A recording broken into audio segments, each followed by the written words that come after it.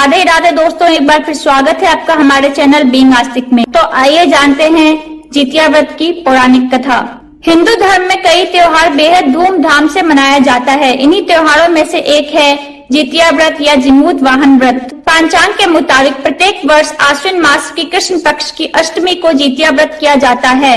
हर साल सुहागन स्त्रियां ये व्रत रखती है और संतान के हित की प्रार्थना करती हैं। ऐसा माना जाता है कि जितिया व्रत करने से संतान की लंबी उम्र होती है। इस व्रत को जीवित पुत्रिका और जितिया व्रत भी कहते हैं। 3 दिनों तक चलने वाले इस व्रत को सबसे कठिन व्रतों में से एक माना जाता है।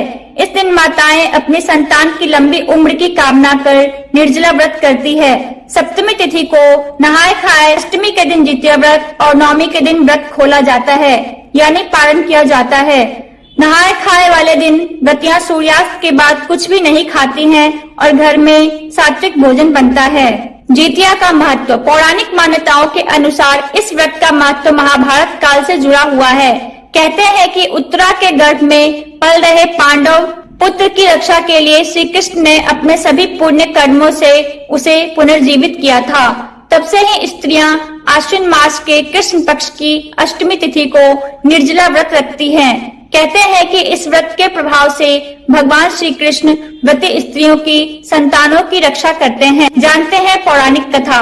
धार्मिक कथाओं के मुताबिक बताया जाता है कि एक विशाल पाकर के पेड़ पर एक चील रहती थी। उसे पेड़ के नीचे एक सियारिन भी रहती थी। दोनों पक्की सहेलियां थी। दोनों ने कुछ महिलाओं को देखकर जितिया व्रत करने का संकल्प लिया और भगवान श्री जिमूत वाहन की पूजा और व्रत करने का प्रण ले लिया। लेकिन जिस दिन दोनों को व्रत रखना था, उसी दिन शहर के एक बड़े व्यापारी की मृत्यु हो गई और उसके दाह संस्कार में सियारिन को भूख लगने लगी। खुद को रोक न सकी और उसका व्रत टूट गया। पर चील ने संयम रखा और नियम व श्रद्धा से अगले दिन व्रत का पालन किया। अगले जन्म में दोनों सहेलियों ने ब्राह्मण परिवार में पुत्री के रूप में जन्म लिया। उनके पिता का नाम भास्कर था। चील बड़ी बहन बनी और सियारिन छोटी बहन के रूप में जन्मी। चील का नाम शीलवती रखा गया।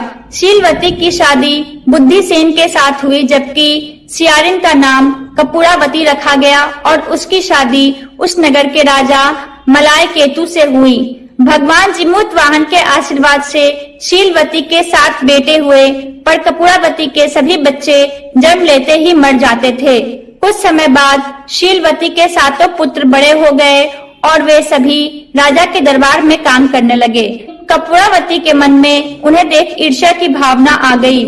उसने राजा से कहकर सभी बेटों के सर काट दिए। उन्हें 7 नए बर्तन मंगवाकर उसमें रख दिया और लाल कपड़े से ढककर शीलवती के पास भिजवा दिया। यह देख भगवान जिमूत वाहन ने मिट्टी से 7 भाइयों के सिर बनाए और सभी के सिरों को उसके धड़ से जोड़कर उन पर अमृत छिड़क दिया।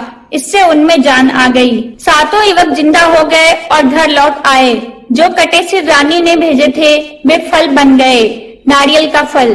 दूसरी ओर रानी कपूरावती बुद्धिसेन के घर से सूचना पाने को व्याकुल थी। जब काफी देर सूचना नहीं आई तो कपूरावती स्वयं बड़ी बहन के घर गई।